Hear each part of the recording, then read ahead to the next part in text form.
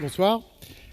En 2000, Ray Bradbury, qui participait à probablement ce qu'il ne savait pas encore être son dernier colloque d'écrivain, a répondu à une question du public. Quelqu'un lui a demandé, vous qui avez écrit autant d'histoires passionnantes, des centaines, vous qui avez écrit quelques chefs-d'œuvre, quel conseil donneriez-vous à quelqu'un qui voudrait devenir écrivain, quelqu'un qui voudrait écrire? Ray Bradbury n'a pas eu une hésitation. Il a répondu tout de suite, je lui conseillerais d'écrire pour qu'il devienne écrivain. Je lui conseillerais d'écrire 52 histoires courtes, une par semaine, pendant un an. Au bout d'un an, il aura écrit 52 histoires. Probablement qu'il y en aura beaucoup de mauvaises, mais la probabilité qu'elles soient toutes mauvaises est nulle. Il y en aura forcément une de bonne. Et surtout, en écrivant 52 histoires, il aura appris son métier d'écrivain.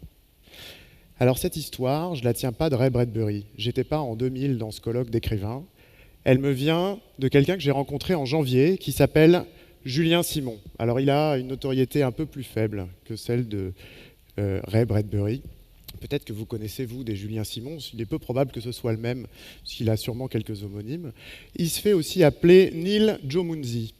Alors là, ça vous dit peut-être toujours rien. Neil Jomunzi, c'est un écrivain. Il a 25 ans. Il a décidé d'appliquer le précepte de Ray Bradbury. Il est en train d'écrire une histoire courte par semaine pendant un an. Il en est à peu près à la moitié.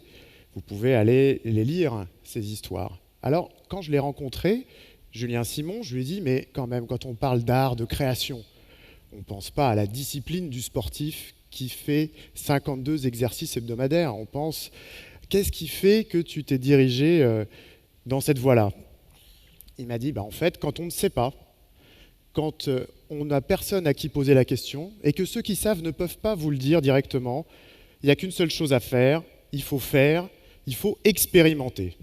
Et là, ce mot, il a fait écho à d'autres discours, d'autres discussions que j'avais eues avec des gens qui ne sont pas des créateurs, en tout cas qui ne sont pas des artistes, qui sont plutôt des entrepreneurs, des innovateurs, des gens qui créent des entreprises ou qui mènent des initiatives. Et beaucoup d'entre eux me disaient exactement la même chose. On est dans un monde qu'on ne comprend plus très bien, les hypothèses sont remises en cause, les fondements vacillent, et donc la seule chose qu'on a à faire, c'est d'agir, la seule chose qu'on peut faire, c'est d'expérimenter. Alors, c'est vrai que dans le monde dans lequel on a du mal à le lire. Quand on écoute la presse, quand on lit la presse, on pense parfois avoir de bonnes nouvelles. On a appris récemment qu'il y avait presque 1 milliard de personnes qui étaient sorties de la pauvreté, plusieurs centaines de millions. On se dit, chouette, bonne nouvelle, les inégalités se réduisent. Et puis, presque la même semaine, c'était là aussi au mois de janvier, pendant Davos, Oxfam, qui est une ONG, a publié une étude selon laquelle les 85 personnes les plus riches de la planète, à peu près un quart des gens qui sont là, probablement pas le quart des gens qui sont là, en tout cas peut-être qu'on le découvrira plus tard, un quart des gens qui sont là ont une fortune cumulée supérieure aux 3,5 milliards des individus les plus pauvres. Alors, quand on entend ça, on se dit que les inégalités ne se réduisent pas, et puis surtout que le constat d'Oxfam, c'est de dire que la situation s'aggrave plus qu'elle ne s'améliore, en tout cas que la richesse se concentre plus qu'elle se répartit. On vit ce moment qui est tout à fait particulier parce que les défis s'additionnent et sont de plus en plus nombreux. La population mondiale a doublé ces 50 dernières années. Elle va continuer à augmenter à un rythme sans précédent. On ne sait pas très bien comment on va loger tout le monde, comment on va vivre les uns à côté des autres, comment on va nourrir tout le monde, comment va se répartir la richesse. Les ressources sur lesquelles on a fondé notre économie sont devenues rares. Ça va nous amener à repenser complètement la façon dont on produit et dont on consomme nos produits et nos services. Les individus n'ont jamais été aussi libres et instruits. Alors bien sûr, il y a encore des pays, et l'actualité nous le prouve chaque jour, où la démocratie doit faire des progrès. Il y a encore des pays où l'instruction doit progresser. Cependant, l'humanité n'a jamais été aussi libre et instruite. Le savoir n'a jamais été accessible aussi massivement. On a conclu l'intervention précédente avec les technologies de l'information, et c'est probablement le bouleversement majeur dans lequel on est en ce moment. Alors voilà, il y a ce monde qui change, qui évolue, les dominations ou les anciens dominants sont remis en cause par des barbares, il y a de nouveaux barbares qui arrivent et qui remettent en cause les positions. Et dans ce monde, il y a des individus, des communautés qui sont en train d'expérimenter de nouveaux modèles économiques. Ils sont ouverts, collaboratifs, responsables. Et j'ai eu la chance d'en rencontrer certains, puisque j'ai cofondé une organisation dont la mission et de contribuer à généraliser ces modèles économiques ouverts, collaboratifs et responsables, parce qu'on pense que c'est une partie de la réponse. Ce soir, je vais vous en parler, je vais vous en présenter quelques-uns, puis je vais vous dire ce qu'ils m'ont appris. Le premier dont j'ai envie de vous parler, c'est ce garçon. Il a un nom qui aurait pu le faire figurer dans une des nouvelles de Ray Bradbury, peut-être qu'il va être dans une nouvelle de Julien Simon. Il s'appelle Joe Justice. Ce n'est pas un nom d'emprunt. Et on imagine bien qu'avec un nom pareil, on doit faire des choses formidables. Vous avez peut-être entendu parler de son projet ou de sa réalisation, c'est Wikispeed, une voiture qui a été conçue en quelques semaines par des volontaires bénévoles. Et cette voiture, qui est homologuée, qui peut rouler, ce n'est pas un prototype, elle consomme moins de fuel que les voitures les plus performantes de l'industrie automobile. Toujours dans l'industrie automobile, j'ai aucune fixation vis-à-vis de ça. J'ai même conduit que 20 heures dans ma vie pour avoir mon permis, ce qui me délégitime complètement pour vous parler d'automobile. En tout cas, ce que je vois, c'est que Wikispeed a fait des émules. Un autre exemple est tout à fait d'actualité, c'est Tabi. Tabi, c'est cette voiture que vous voyez là. Elle a la particularité, cette voiture, de vous être livrée en kit. Les fondateurs, les créateurs de cette organisation ont commencé à faire passer l'idée qu'ils étaient un peu l'IKEA de la voiture. Je ne suis pas sûr qu'ils vont garder l'analogie.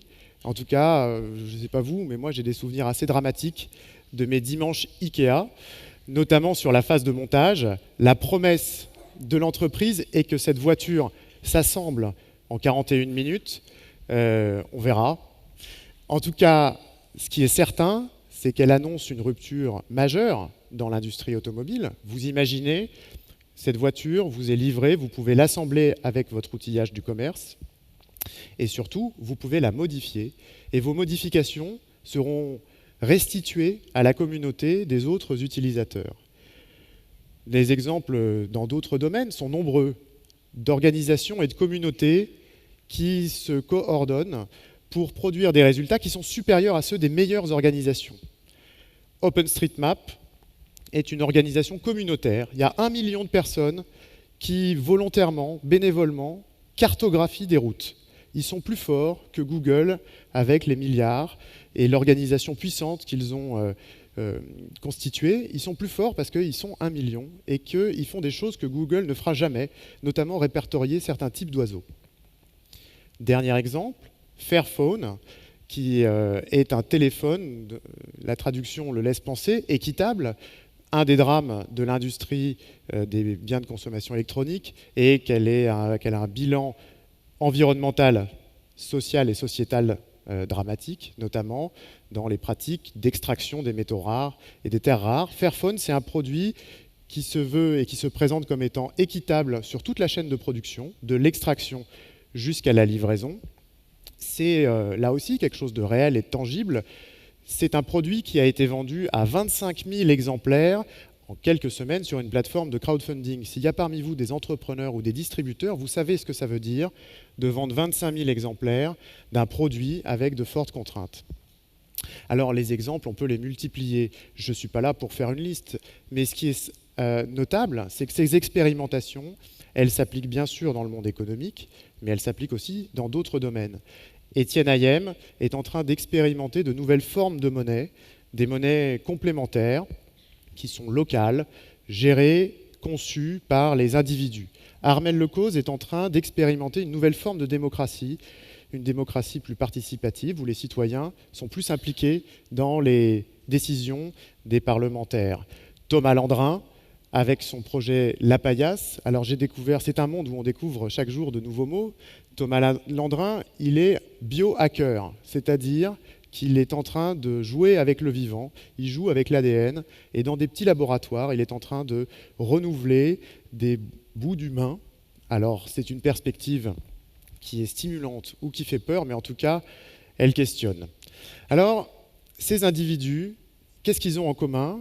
Et qu'est-ce que j'ai retenu, moi, de ces parcours et de ces gens? C'est qu'ils expérimentent. Alors, expérimenter, qu'est-ce que c'est? En quoi c'est différent de ce qu'on connaît déjà? Eh bien, expérimenter, c'est d'abord revendiquer qu'on va échouer, ce qui est tout à fait contre nature. Expérimenter, c'est un petit peu faire sienne la proposition de Ray Bradbury, écrire 52 histoires courtes, une par semaine, en sachant que 51 seront mauvaises, mais que la 52e ou une parmi les 52 sera bonne. Expérimenter, c'est formuler, puis tester 10 hypothèses dont certaines sont contradictoires pour arriver progressivement à trouver la solution. Donc expérimenter, c'est se tromper, c'est échouer et c'est le revendiquer. Et c'est probablement une raison qui explique pourquoi ce n'est ni Renault ni Ikea qui a réussi à concevoir la voiture Tabi dont je vous ai parlé, cette voiture en kit. Parce que les grandes organisations, les organisations institutionnalisées, ne savent pas bien faire ça. Elles ne savent pas bien allouer des ressources en pure perte, ou quand quelqu'un leur fait cette promesse, elles ont plutôt tendance à refermer la porte qui s'est entr'ouverte. Alors, pourquoi j'avais envie de vous parler de ces gens qui expérimentent, qui conçoivent tout en réalisant? Parce qu'en fait, on est dans un moment où les expérimentations ont lieu, et ce sont ces expérimentations qui vont dessiner le monde de demain, le monde qui vient. Quoi qu'on en dise, quoi qu'on en veuille, qu'il nous plaise ou qu'il ne nous plaise pas, ce sont ces expérimentateurs, ces gens qui expérimentent, qui définissent demain. Donc si on a envie de savoir ce qui va se passer ou d'y contribuer, il faut expérimenter. Et puis, si on est pragmatique, on peut se dire qu'expérimenter, c'est aussi une bonne façon de faire des affaires. Parce que en réalisant des expériences peu coûteuses, nombreuses, on arrive à développer des produits ou des services qui rencontrent plus facilement une audience et une population. Puis il y a une dernière raison, c'est que les expérimentations, comme je vous l'ai dit, elles ont lieu souvent sans qu'on en ait vraiment la connaissance. On est, en tant qu'individu, client, citoyen, des contributeurs volontaires ou involontaires, passifs ou actifs, à des expérimentations qui sont décidées par d'autres. Donc la question qu'il faut qu'on se pose, c'est pas est-ce qu'on veut expérimenter ou pas, est-ce qu'il faut expérimenter ou pas, c'est à quelles expérimentations on veut participer, à quelles expérimentations on veut contribuer. Alors, une fois qu'on a dit ça, se pose la question de ce qu'on peut faire, tout un chacun. Je vous avoue que moi, la première fois que j'ai rencontré Joe Justice, à part son patronyme que je trouvais formidable, je trouvais ses réalisations exemplaires et je me disais, je serais incapable de faire ça. Je serais incapable de concevoir, de mobiliser une communauté et d'arriver à ce résultat. C'est tout à fait vrai, d'ailleurs, et le temps ne m'a pas amené à changer d'avis à ce sujet. En revanche, ce qui est certain, c'est qu'on peut tous, comme vous êtes en train de le faire ce soir, accorder de l'attention à ces individus qui sont en train d'expérimenter. Leur accorder de l'attention et ensuite aller les rencontrer. Les rencontrer, leur poser des questions, puisque ce sont vos questions, vos réflexions qui stimulent leurs expérimentations et leurs réalisations. Alors certains parmi vous, à force de faire ça, ou peut-être qu'ils le font déjà, ensuite ils auront envie de s'y consacrer un petit peu plus. Ils auront envie de contribuer un peu plus directement, en apportant du temps, en apportant des ressources, en apportant de l'argent, des connexions, du réseau, des idées. C'est une autre façon d'expérimenter et de contribuer à l'expérimentation. Il y en a peut-être parmi vous qui sont en situation de responsabilité. Peut-être que certains parmi vous dirigent, peut-être que certains parmi vous gèrent des hommes. Eh bien, cela, j'aimerais leur dire ou j'aimerais leur proposer de dire à ceux qui se présentent à eux et qui leur proposent quelque chose, de leur dire même pas cap, pas de leur dire même pas en rêve, pas de commencer à leur expliquer que ça ne peut pas marcher ou que ça peut ne pas marcher.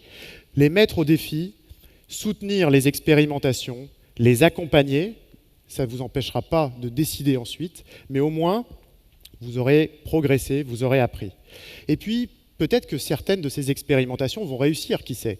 Bien sûr que la probabilité, c'est plutôt qu'elles échouent, puisque, comme je vous l'ai dit, 52 histoires courtes, 51 qui seront probablement mauvaises, et peut-être une qui sera bonne. Alors, quand vous expérimentez, ou quand vous expérimenterez, vous échouerez. Mais vous échouerez et vous aurez réussi. Vous aurez réussi parce que vous aurez exprimé votre liberté, parce que vous aurez rencontré des gens passionnants, parce que vous aurez avec eux exploré des territoires inconnus. Bref, vous aurez exprimé votre condition humaine et vous aurez pris un plaisir incroyable à découvrir et à construire ces nouvelles choses. Alors voilà, j'ai terminé. Maintenant, je vous renvoie la question. Alors, on fait quoi demain? Qu'est-ce qu'on expérimente? Merci.